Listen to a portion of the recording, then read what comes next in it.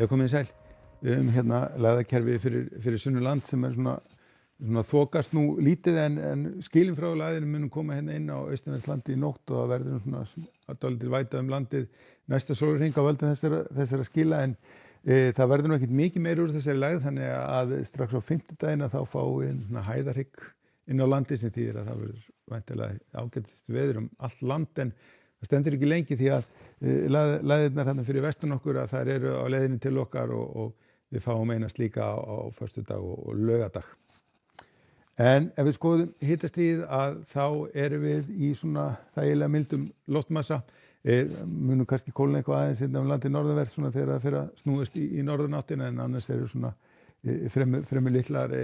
breytingar í hitanum helst að hann sé svona aðeins að siga niður á við. Við skulum þá skoða þróunina hjá okkur næsta sólarhringinn. Við sjáum hérna þessi skil sem eru að koma upp að suðausturströndinni og svona norðanáttinni svona farin að verða nokkuð ákveðin hérna austanvert landið og við sjáum líka hérna norðaustanáttina á Norðurlandi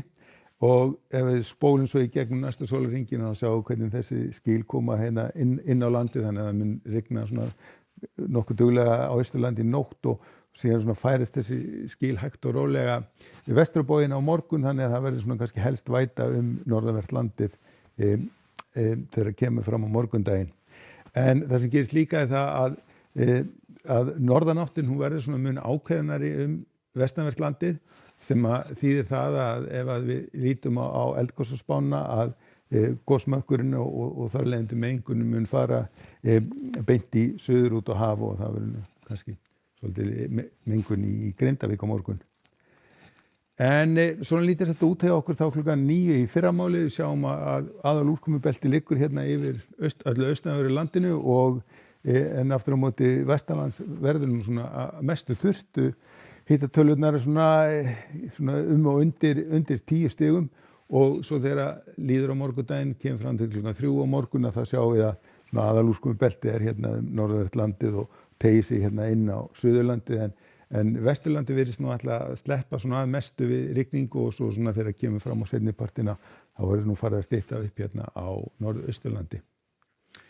Nú síðan áfram á fimmtudagsmorgun að þá þetta nú svona vesturleiti búið að svona einhver smá væta svona á stöku staði og svona kannski nokkuð þungbúið norðurlands en bæði sunnan og vestanvert landi verður farið að létta töluvert til og sólin geti verið farin að skína skert en við sjáum að hititölurnar eru heldur á niðurleið hérna víða kannski 6-7 stiga hiti hérna norðurlands á fimmtudagsmorgun.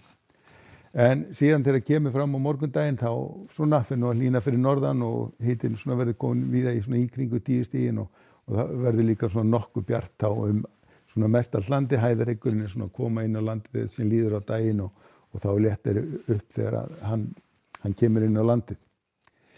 En þetta stendur ekki lengi því að strax á föstudaginn að þá verður næsta lagaleiðinni til okkar og verður komin nokkuð stíf sunnanátt og byrja að rigna hérna svona við vesturströndina meðan föstudaginn og síðan kemur aðalaginn til okkar á laugardaginn og þá erum við að tala allt hvassa sunnanátt með talsverðri rigningu þá sérstaklega hérna sunnanvert landið. En ef við skoðum hvað gerist í kringum okkur þá nú svona úrkoma á Bretlandseyjum en annars nú fínasta veður í álfunni því að það hæðasvæði sem liggur hérna yfir og því mjög sólríkt og fínar hitatölur mjög víða helst að verði einhverja síðdegisdembur hérna á Balkanskaganum og sömuleiðis eitthvað á Ítalíu og síðan ef við förum hérna Atlantshafinu að þá nú fínasta veður bæði í Portúgal og Spáni og sömuleiðis á Frakklandi talsvert mikið sól og ekkert allt of heitt. Ef við förum síðan til Kanada þá norðanáttar og svona skíðum að köflum eða léttskíð og jafnvel heiðskýrt og hitatölurnar svona í kringum 25 stigin. Ef við förum síðan vestur haf þá nú talsvert óstöðugt loft hérna við Mexíkóflóa og við sjáum hérna þrumuveður bæði í Houston og einnig hérna í Miami og en annars almennt mjög bjart veður og hlýtt. En við skulum láta þetta vera síðasta kortið hjá okkur í bili. Verið sæl.